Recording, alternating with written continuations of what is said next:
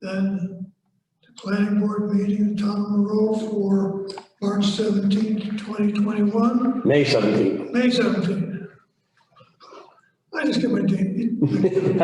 Come to order, if there is an order. Right. First item on the agenda for this evening is if everyone will take a moment to review the minutes of the regular meeting of April 19th, 2021.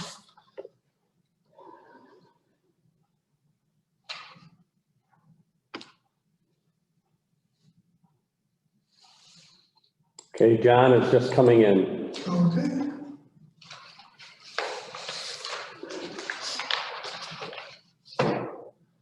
We'll give him a chance to catch his breath a little bit.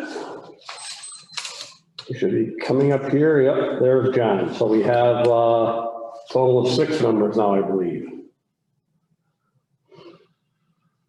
Okay, to the minutes of the regular meeting of April 19, 2021.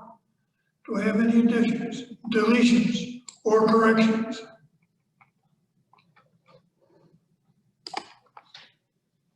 I have none. Nope, none here.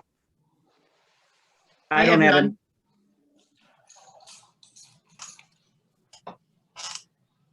Having not heard anything, I think, someone like to make a motion? This is Jerry. I'll make a motion to approve the minutes from the April meeting as submitted. As submitted. Motion's been made to approve the minutes of the April 19, 2021 minutes as submitted to the motion. Do we have a second? I'll second. I think that was Ann. Yep, Dan. That's great. Not too controversial. All those in favor, aye? Aye. Aye. Opposed? Abstentions? Motion carries. The first item on the agenda for this evening is Jacoby Farm. And due to conversations between the applicant and the town board, we have been requested by the applicant, which I believe is Cyril Millers, to table the public hearing until we really know what we're talking about. So in that light, I have a motion to table the public hearing for Jacoby Farms. And I would, Mr. Chairman, I think just in the interest of, so we do leave the option open, if we could have that tabling to a specific date and time. So if you'd like to do it for June, I'd like to leave that option open in the event it's ready. I would concur. And just, there are a number of people that are on here tonight. I see 1, 2, 3, 4, 5 attendees.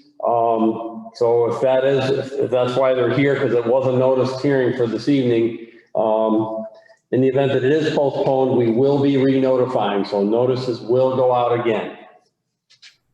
Just to clarify that point. You don't think they're all here for Baker's Falls or Casey? We only had one hearing scheduled tonight. Oh, okay. So Is the June meeting, this is Jerry, will the June meeting be on the 14th or the 21st? let me catch up with you. I'm just getting up my calendar now. It'll be the 21st. Okay, then I'll make a motion to table the Jacoby Farms subdivision public hearing until June 21st. Motion's been made. At 7:01, right? Yes, at 7:01, thank you. And authorizing a renotice being sent out. And authorizing a renotice being sent out. I have a motion to table the public hearing for Jacoby Farms subdivision until the third Monday in June. To the motion, do we have a second? I'll second. Eric? Yep. Motion's been made and seconded. I don't really think that's too controversial. All those in favor, aye? Aye. Opposed? AP. Abstentions? Pete. Yes, do I hear one? Yeah, John's asking for you. Oh, I guess. We have a motion and a second for tabling it, but we didn't have any discussion. I was just curious, is there any reason given for tabling it other than the applicant would like to table it for now? Is that it? I think the primary reason relates to the resolution passed by the town board, last Tuesday, requiring that all projects within a half mile of a municipal water or sewer district have to extend into that district. Oh, okay. All right. I'm sorry. I didn't know. I had seen the notice on that in regards to Arrowhead. I guess I did it and I realized I also did this. There's a good reason. I just wanted to make sure there was a reason. So, okay. Sorry for interrupting. That's okay, anytime. All those in favor, aye. Aye. Aye. Opposed? Abstentions? Motion carries. Second item on the agenda is Baker Falls Solar. Do we have one of those? Yes, let me,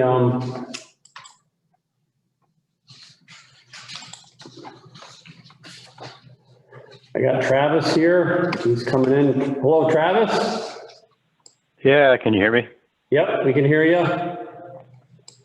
And you need the screen, Travis?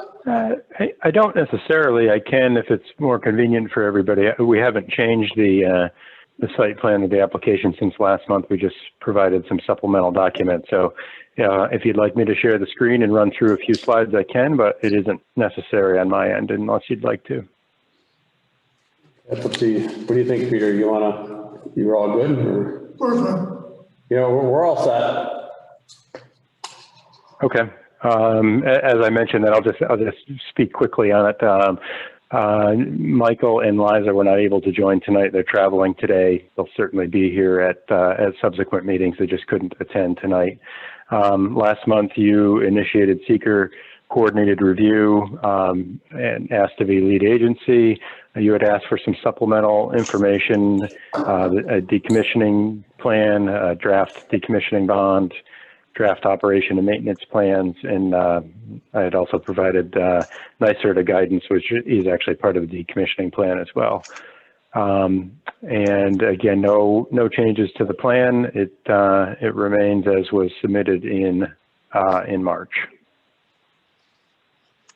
Can certainly take any questions or comments. I think I don't know, Jim, if you've heard from LaBerge on the stormwater review, but they have had it for a little bit now, so I'd expect something coming back anytime. We've done a number of solar projects with Phil Koziel and LaBerge, so I don't expect there'll be anything out of the ordinary there.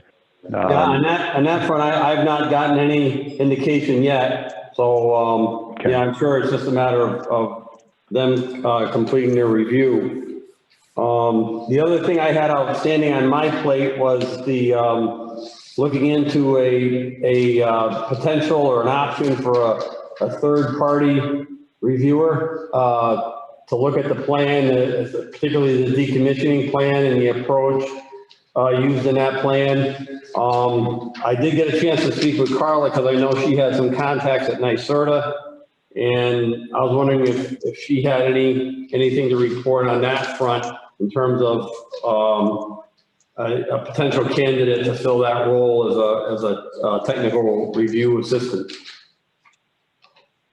I actually did reach out to Jen Manier at NYSERDA requesting a list of consultants or someone to help us with technical review. Jen has not gotten back to me, but I expect to hear something from her probably tomorrow or the next day. So once I do that, I can forward it on to you, Jim. Okay, and back to you, Travis. I would expect that as with the stormwater, we'd be looking for a contribution to the escrow to cover that review charge. But I don't know what that is yet. As soon as I do, I will pass it along. Sure. Yeah. Understood. I think our next step on our end, well, really your end, would be to get a public hearing on the board when the board is ready for it.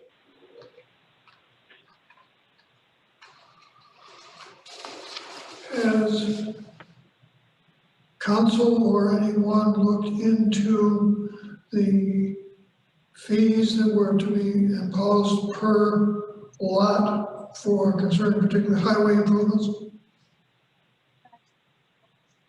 Yeah, I had not found anything. I know you brought that up at the last meeting, Mr. Chairman, but I had not found anything where there was any fees required to do that. I did reach out to the building department. They did provide me with all the index for all the information from SEDC with respect to the creation of the industrial park, but I couldn't find anything that really spoke to that. I can continue to look into that, but I did not see anything to that effect. I do know that the creation of the industrial park, per se, the intent was for job creation, but I do not believe there was anything specific requiring job creation. I know that was another issue that you asked to review. And then thirdly, just so the planning board is aware, at the town board meeting last week, Nexamp did make a presentation with respect to an easement that Nexamp is looking to obtain from the town over town property. It's an access easement. They had presented that to the town board on Tuesday. The town board had listened to the presentation, but had not made any determination as to whether or not they would be granting the easement. So I just wanted the planning board to be aware of that conversation also took place. Okay. I guess one other question I may have for someone is if this goes through, how many lots are going to be left in the industrial park? Travis, how many are you taking up? So yeah, this project takes up 2 lots on remember they're on the west side of the power lines. There are a couple of isolated lots over there that access is a little bit difficult too for other uses. So seems to be a good location for this. Okay, so there'll be still enough lots left to make it attractive for someone, whoever that entity might be, to extend the railroad into the park. Because we end up with not enough lots, it's not going to be economically feasible for that. We have potentially 14 lots left approximately.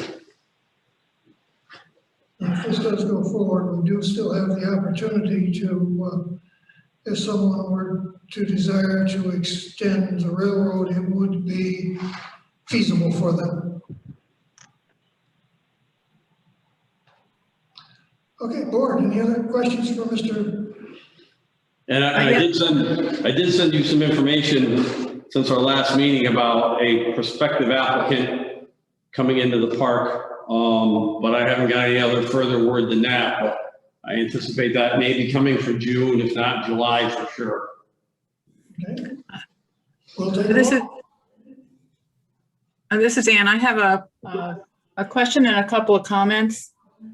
Travis, is there, has the closing on this property happened, or is there a contract to purchase? Yeah, so and I can get you those details. I don't know them offhand. Typically, these are lease arrangements, not an outright purchase. And certainly, with just knowing how Nexamp works, they wouldn't be this far along if they didn't have that, that lease arrangement in place. So I can get you further details on that, but that's my understanding of that that arrangement. Carla, do you know? I do not know, Anne. The sorry, reason I I can asked, go ahead. No, go ahead.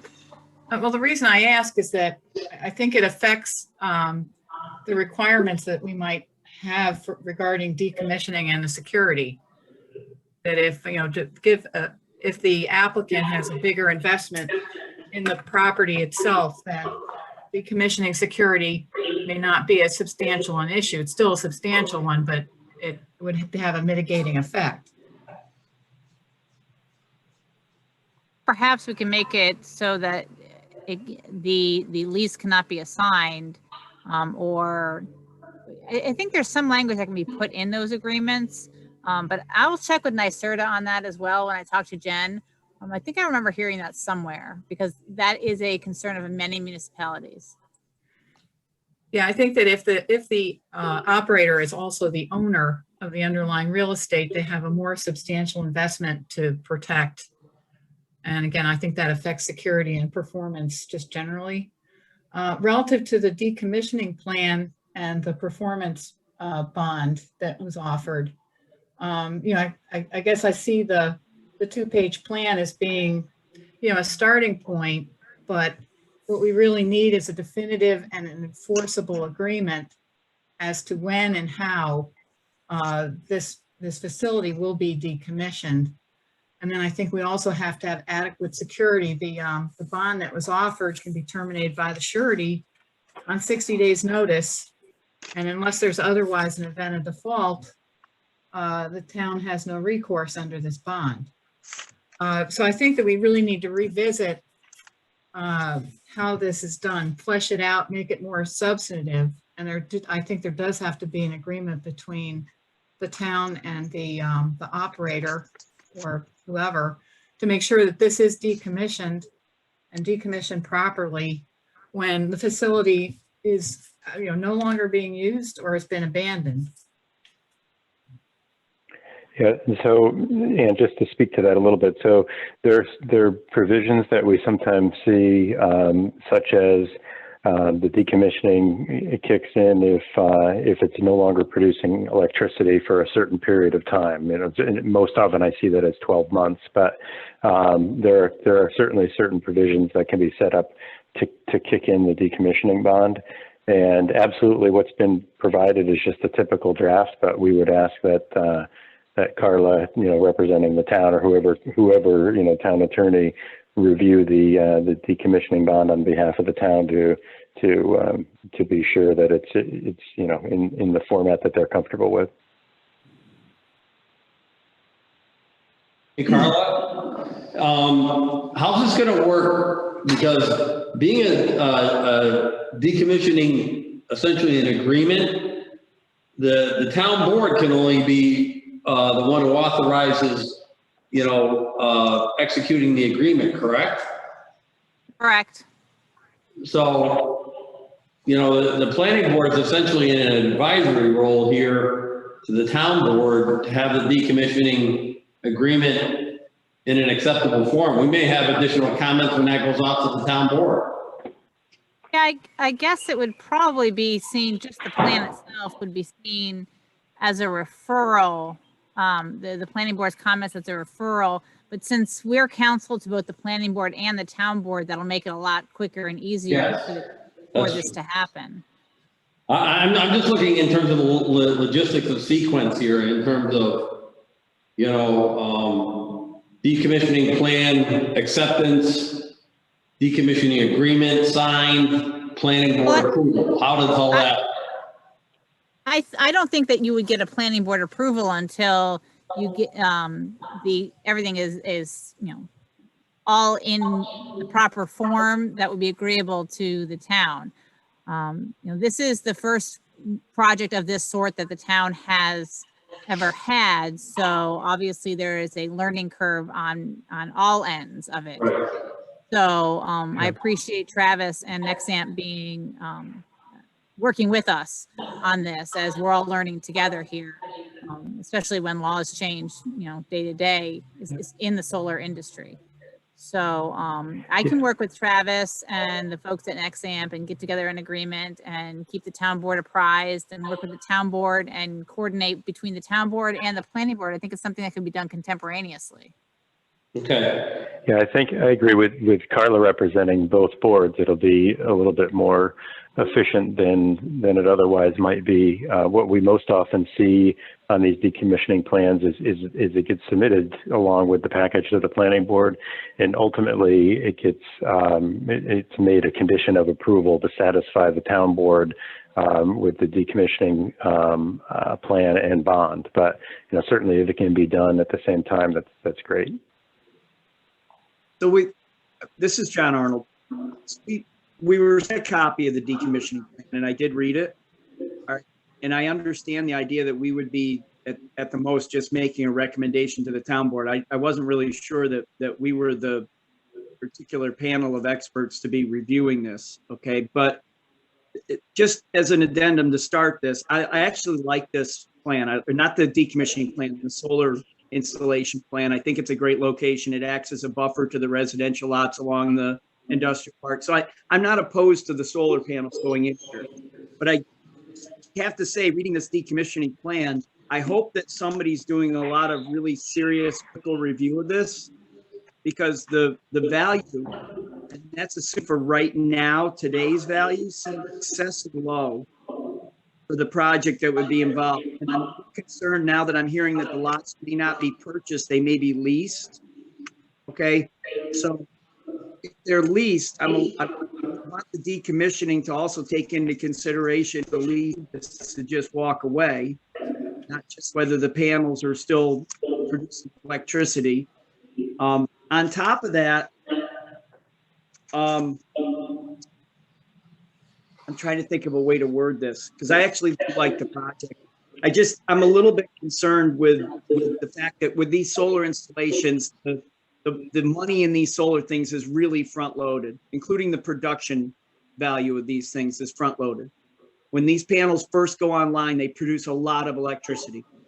And as time goes on, they become less efficient, less productive, and more of a liability. Okay. And then you've got a bond that's worth a certain value to decommission, but as we go on, we know inflation affects values and things like that. And I guess being all new, color me skeptical. I'm just getting a little uncomfortable with the potential in the 20-year down the road frame. With that said, that's only my recommendation to the board, to look really closely at this. Because there is a hard push right now from the state. I get it. They want alternative energy. I can see a benefit to it, but it is pretty sketchy to me. So that's it from me. Any other questions? This is Jerry. I have a quick question for you. I didn't have anything in my notes, and I didn't see anything on the drawings about this, the easement going to be needed. So where is that? Yeah, I can speak to that a little bit. So the plan that you have, again, same plan we've been looking at for a couple months now, from the point where it leaves the pavement, let's say in the industrial park, to the point where it crosses the power lines, that's shown splitting between basically two lots in the industrial park. And so that track through there is the easement. There's another, and as Carla mentioned, Nexamp working with the town board to pursue that easement. And obviously anything you do would be conditioned on it. If they're unsuccessful in that effort pursuing the easement, there's another option to go through a little bit further south. We had some initial drawings. It hasn't been presented to you yet, but it's effectively crossing, say, 300 or 400 feet to the south where they wouldn't need an easement. It brings it in more, say, at the midpoint of the field rather than that northern end. It'd be the same. We'd still have to cross the power lines. It's similar, look to be a similar layout. Okay, that's good. Because that was going to be my next question is, how did you see or how did Carla see the logistics of the town board and us? But if it's a condition of approval, if we get to that point, that works for me. Yes, and Nexamp is diligently pursuing the town board for that easement. In fact, we staked it out in the field today so that the board members could review it and get a look at it. So I expect that by the next town board meeting, there'll be some movement on that one way or another. If it doesn't look favorable, that we'll look toward the other route.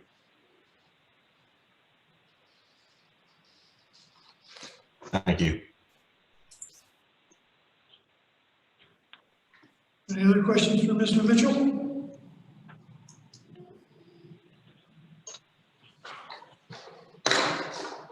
Attorney Bob Fair Play. Travis, do you have any questions of us? No. So I guess we're in a position where we really need feedback from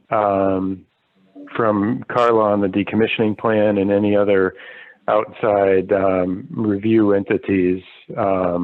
Again, our next step is public hearing, but my sense is you're not ready yet to schedule that. That's correct, at least from my opinion. Mhm. You disagree with it? I guess not. Well, we'll do the next step, then we'll Travis. Oh, Mr. Mitchell. So do you need, so is there anything else that we can submit at this time, or you don't need anything else from me until we have some further review? I do not believe at this juncture that we need anything further. I think the ball's in our court. The primary thing as I see it is getting this third-party review entity lined up, or at least some choices for the board to consider to select from. And I guess that then brings another question to the surface. Is they agreed to the escrow account for this? Well, there already is an escrow account established due to the stormwater, but I don't know what amount yet until we have a candidate selected. You know, what their proposal will be and what the associated fee will be. Okay. So I don't know what an amount would be. So just be prepared that it may change, it may go up. We don't know. I doubt if it ever goes down, but Well, I'm sure it'll be some, several $1,000s for the review. I think it's kind of a new topic here. I did some research on it. There's only several decommissioning plans that have been accepted in the entire state so far. So it's a relatively new animal, at least by what I looked at. okay. Last chance, Mr. Mitchell, anything further? I do not have anything further. Thank you all for the time. Okay. Thank you, Travis. Have a good night. We'll adjourn. Carla, will we need a tabling on this, or just, we just await further? No, you're not tabling it because you're not doing any action. I mean, you're just kind of Okay. keeping it on the agenda. Okay, all right. Okay, Next item I have for this evening is called Casey subdivision. Do we have one of those? apparently we do not. I don't see anybody on the attendee list here. This is yet another subdivision of the Baker property at Mott Road and Ganser Road. It's a 2-lot subdivision of a subdivision we just approved. One of the lots is now again being subdivided. They're like rabbits over there. Yeah. Sounds like Popping up. But again, this would normally qualify for a 2-lot subdivision clause, but they have since exercised that opportunity, so this has to come to the board for review and approval. Yep. Okay, and we have received an EAF on this one. Yep, although it is very straightforward. Yes, we still have to go through the steps. Yep, Okay, but I don't have any applicant here. I don't know why Bill was aware.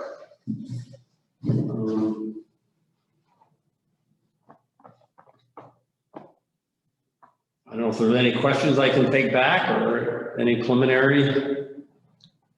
pretty much a straightforward thing. I mean, they meet the lot area requirements. So, Appears to meet setbacks, so Pretty straightforward. I would think so. I have one question. Sure. We've got, I guess what we're forming is a lot 2 and lot 2A. And that was property of George Baker. Is that right? I mean, believe that goes so, to- yeah. So is it still property of George Baker and he's conveying it to the applicant? It was a little confusing in the application who the applicant was and who owned what at the end. Yeah, I can confirm that. I think that is the case, that Baker is the owner conveying the cases, but I won't get confirmation of that. So the applicant is buying lot 2 from Mr. Baker. Yeah, I thought it was George Baker conveying to Eric Baker for the lot 2, the last time. Yeah, that was lot 3. Oh, I thought that was lot 2.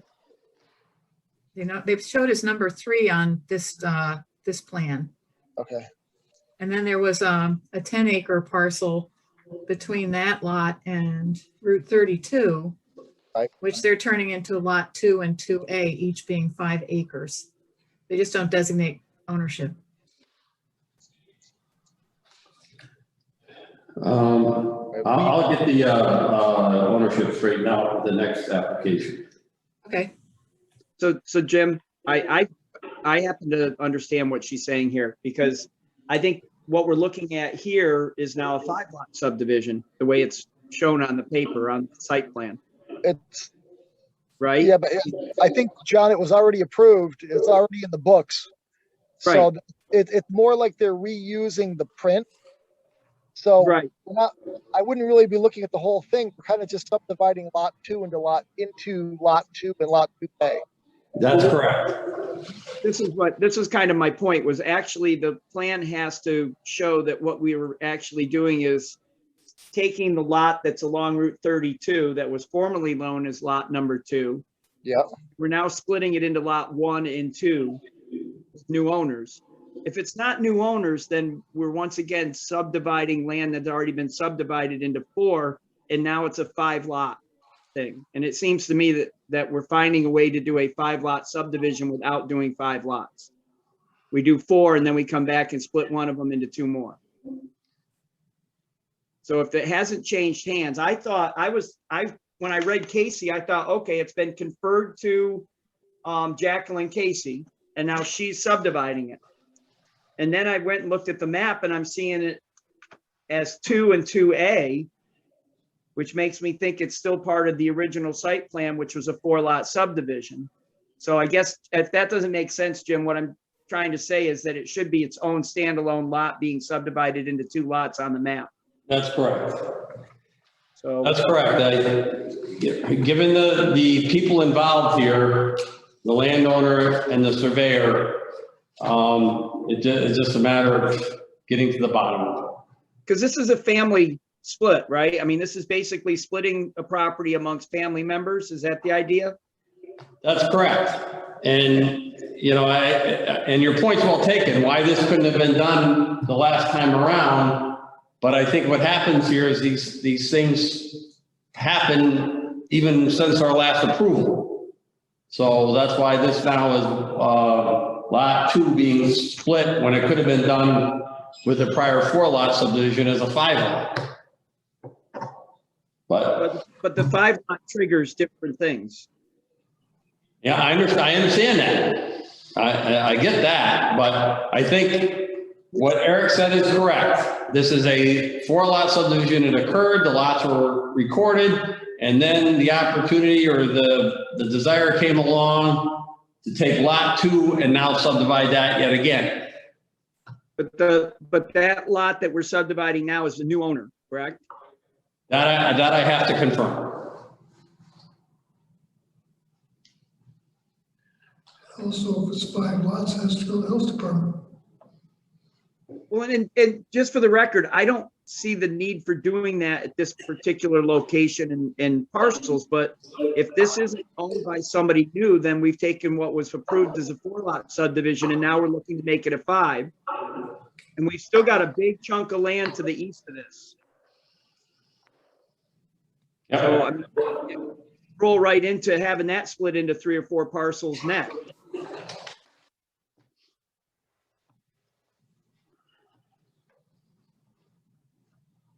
I understand your point. It's a difficult situation to keep abreast of, given the characters involved. Okay. Well, But I will find out the answers to these questions. Thank you. Mark, do you have anything further for us? Did everybody get a chance to see the information from the school district? just for background information. Yep. I had a summary email I put together, and then the superintendent wrote a letter or a memo outlining their approach as well. So I thought it was a very interesting meeting. It was very interesting to hear how the school district reacts in consideration of these types of developments. So she was not the least bit fazed by the prospect of 130 homes coming into her district. Matter of fact, she was kind of jubilant. Yeah. Because the enrollment's going down. Jim, the elementary school right next to that. Jim, Yeah. Go ahead. the elementary school right next to that, Monroe Elementary, was almost closed down 3 years ago or 4 years ago because they didn't have enough students in it. Right. It was one of their potential plans was to close down that whole unit. So they definitely could use the extra kids. Sure. Now, she said, and I believe this is a quote, if I recall correctly, she said, geographic proximity has nothing to do with how they approach schooling, meeting the school needs of these lots. Oh, yeah. So if they have if their elementary system is out of balance, they will transport the kids to keep it in balance. Absolutely.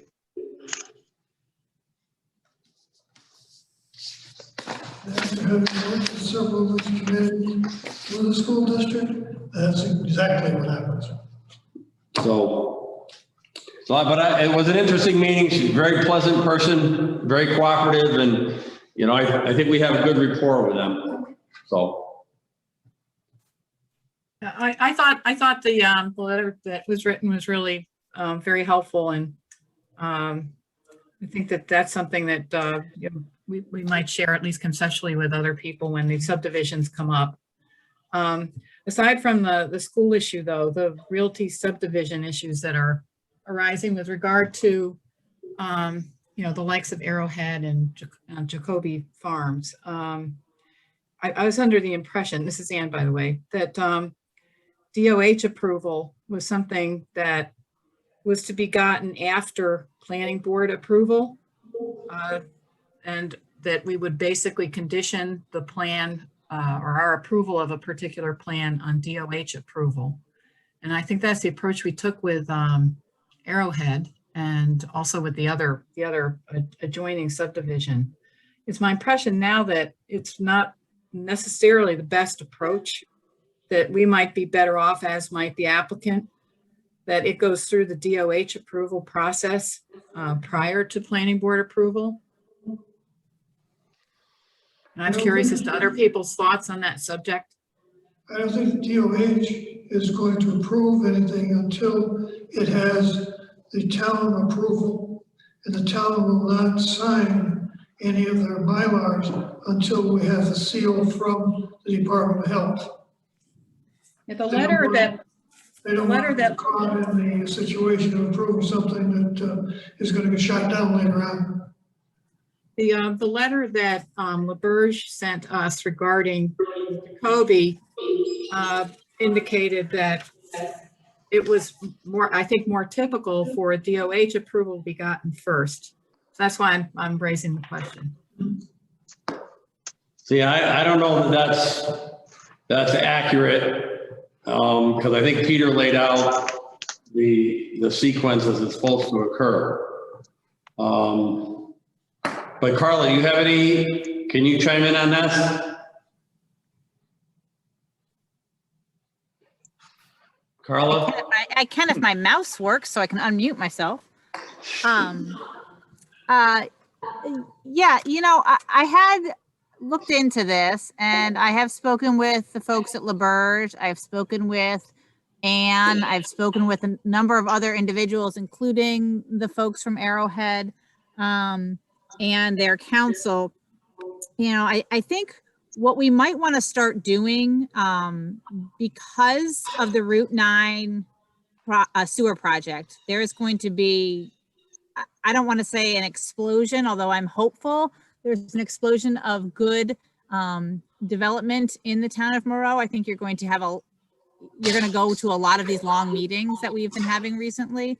And I think perhaps now is the time to make sure all of us are on the same page as to procedure, process, timing, like a checklist, because the planning board does a lot of approvals on condition, and other municipalities do. They do the opposite. They wait and make the applicant get the other approvals, and then the last approval is the town's approval.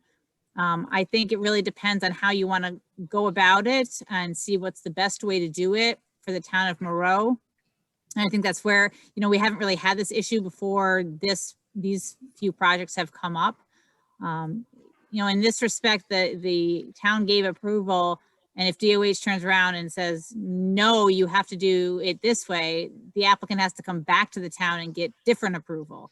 Whereas if you go to DOH first, or DEC or DOT or whichever state agency you need, and then you come to the town is only reviewing the one go round instead of going back and forth and back and forth.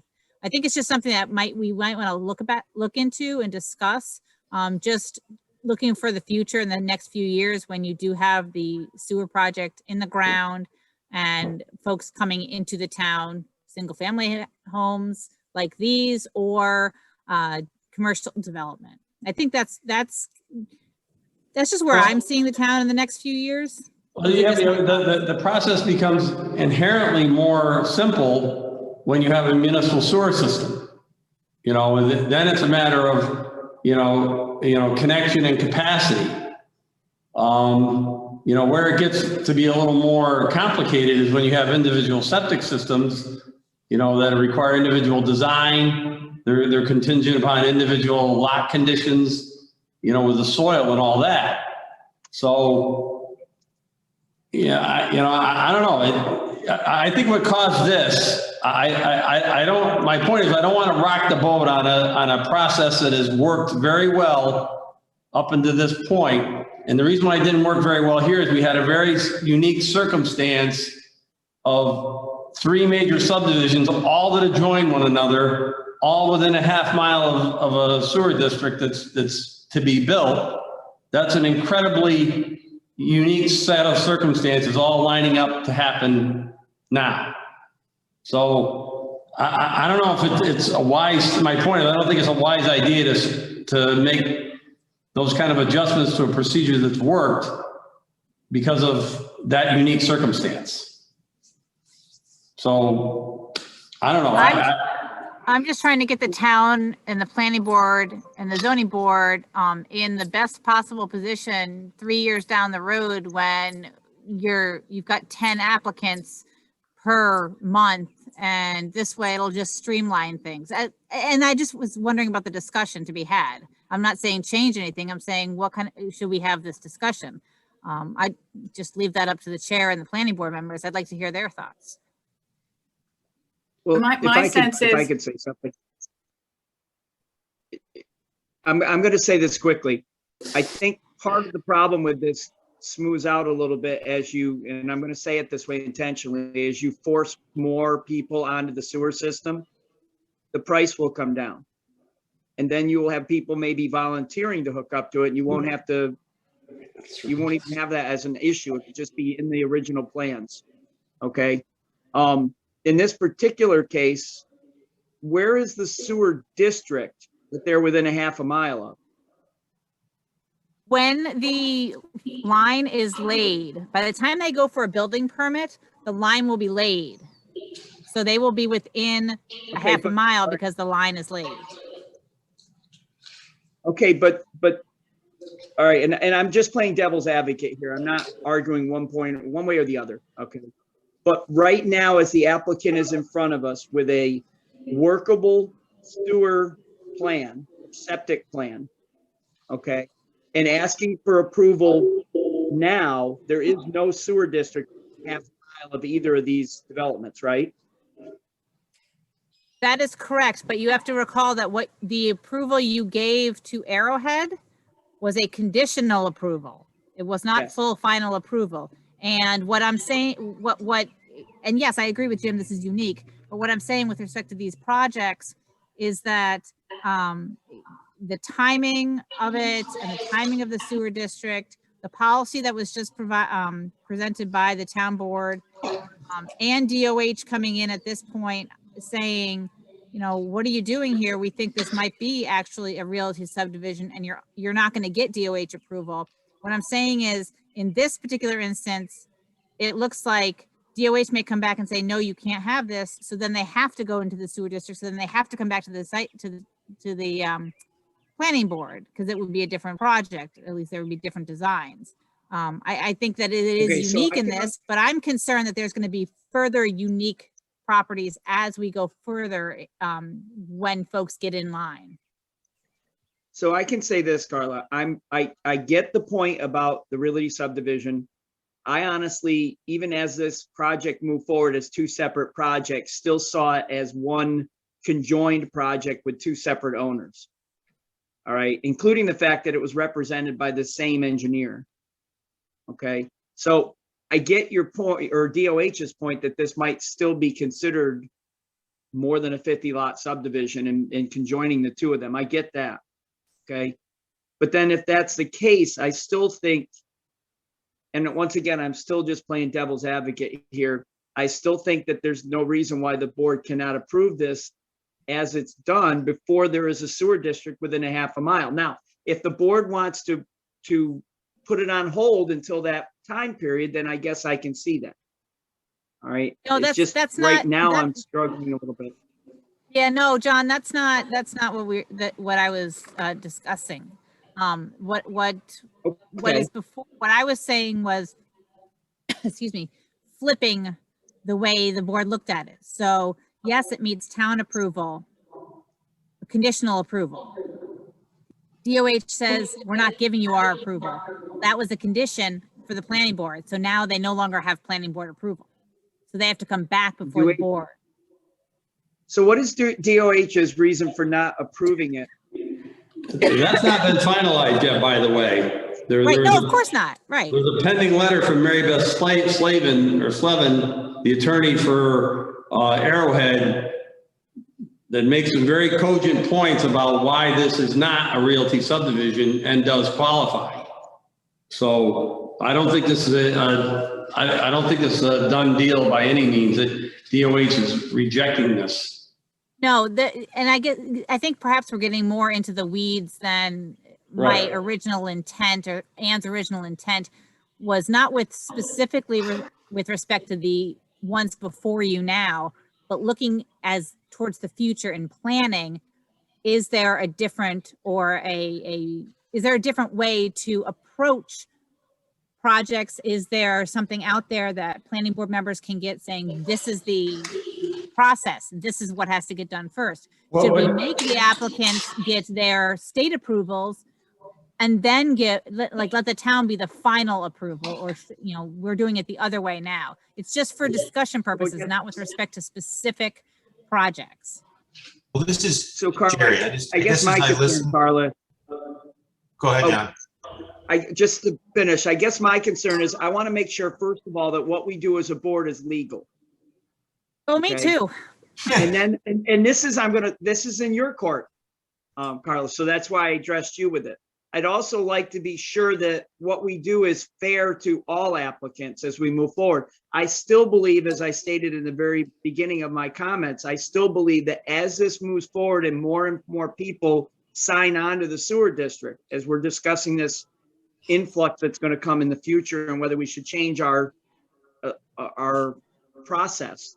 I think as more and more people sign on and the sewer becomes more affordable, it won't be an issue. I think people will choose the sewer over having to come up with a septic plan.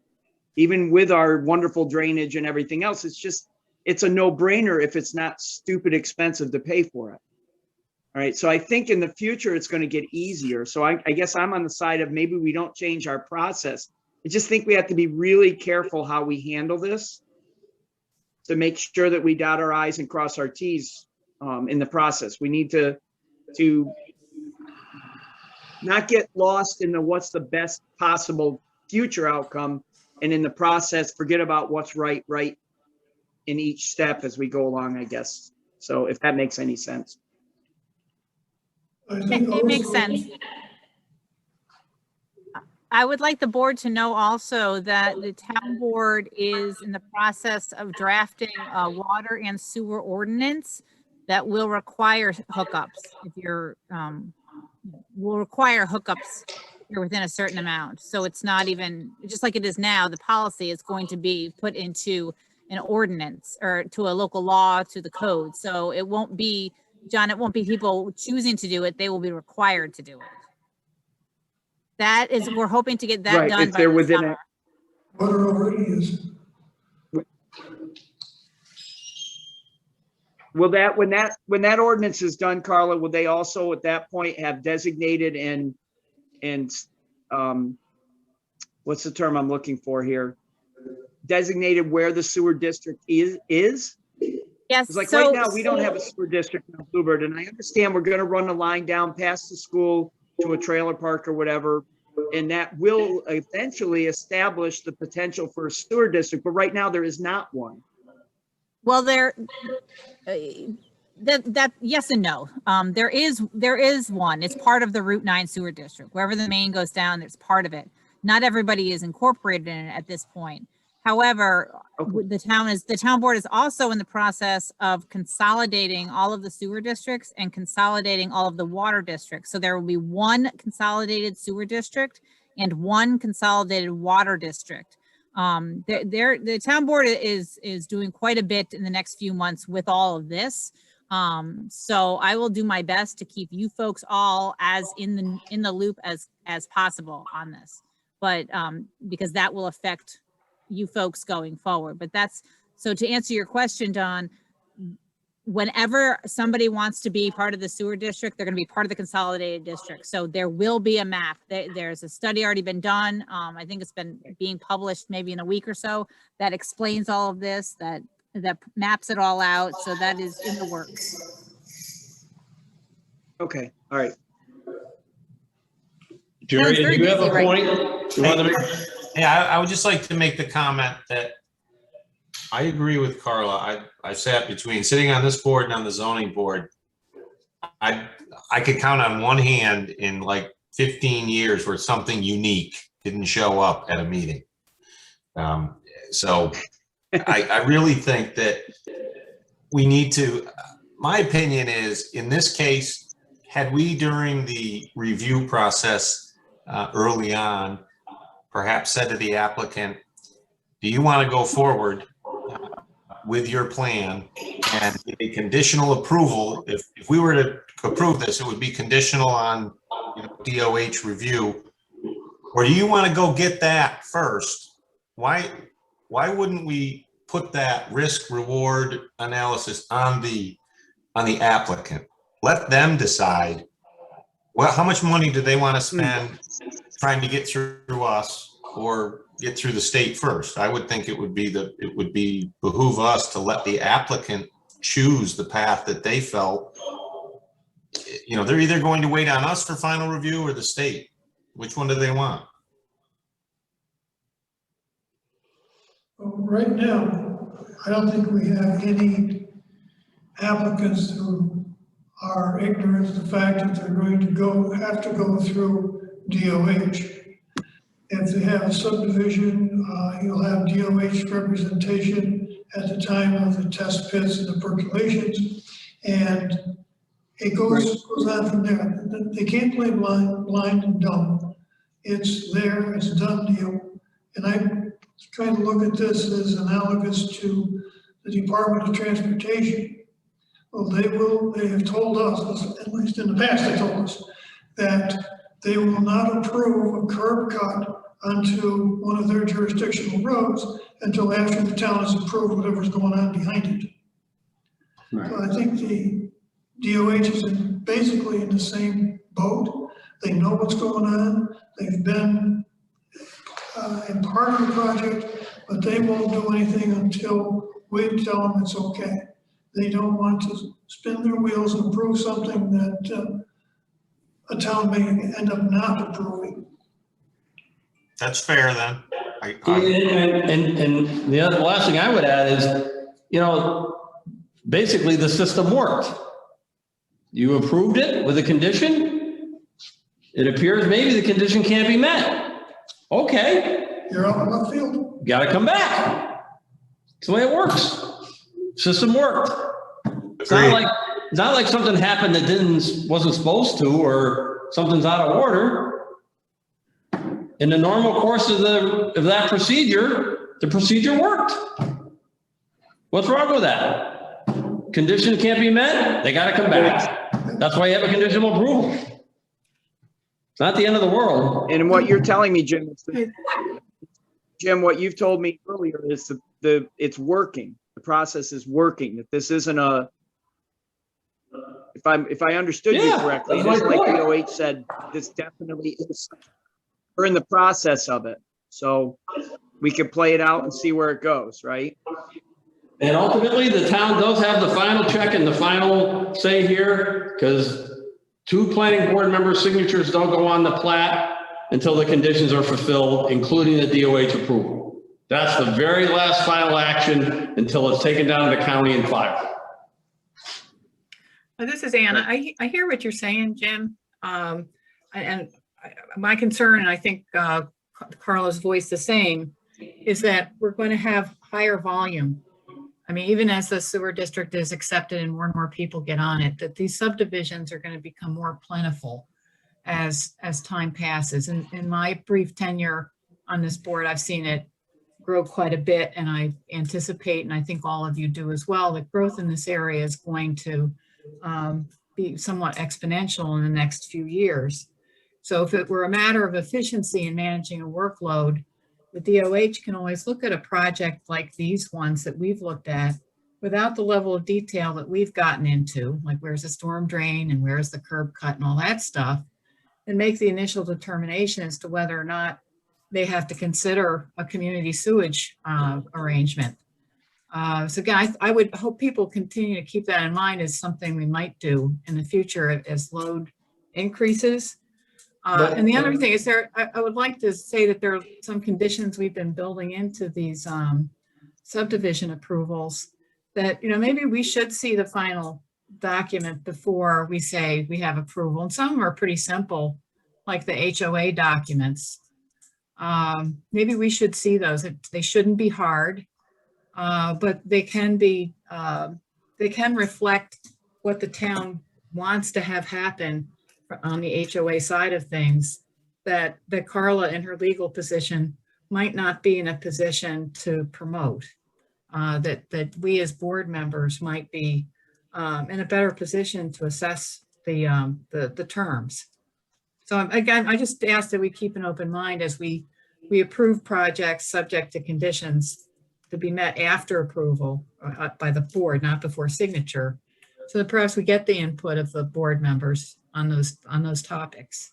Oh, I couldn't agree more on that score. As a matter of how conditions are, formulated and followed through on, I couldn't agree more.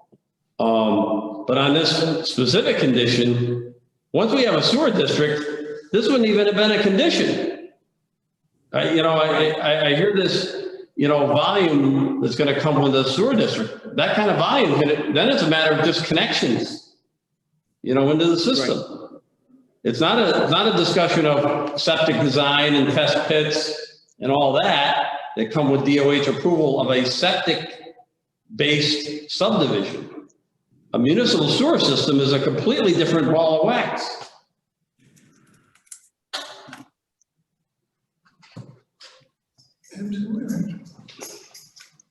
If this had been a sewer system from the outset, this review would have taken a completely different tone when it came to wastewater.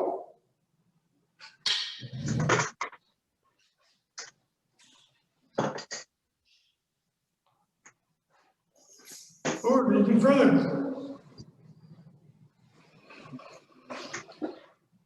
Hearing nothing, Mr. Martin, do you have anything further for us? Oh, I think I see Bill Rourke. Okay. Let me see if, Bill, is that you? Bill? Bill?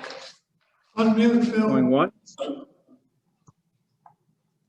I'm sure he's frantically at his computer trying to unmute. going twice.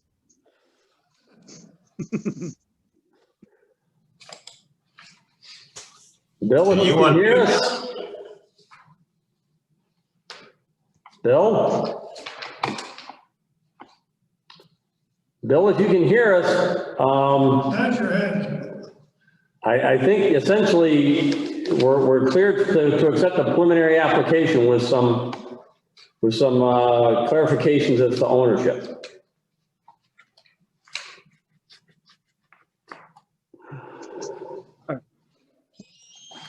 Yeah, he's not communicating.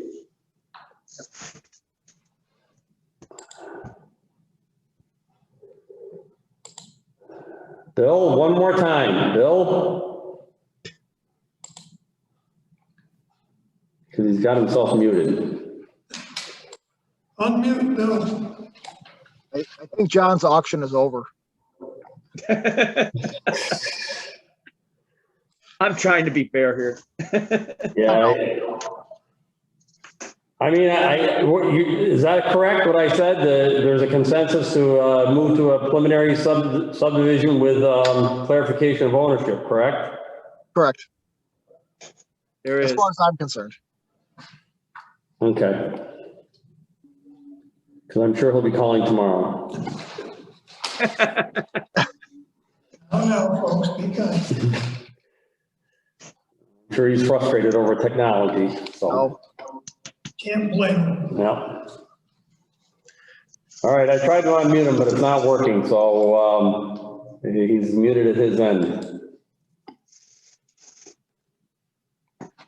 Okay. With the board's indulgence, I will explain that to Bill tomorrow. Okay, so moved. if that is the case, then do I hear a motion to adjourn? So moved. John, R. John? Motion Yes, sir. made, second? Second, Eric, motion made, and seconded. No further discussion, all those in favor, aye? Aye. Opposed? Good night, everybody. Motion carries. good night, guys. Hi, folks. Good night. Thank you, folks.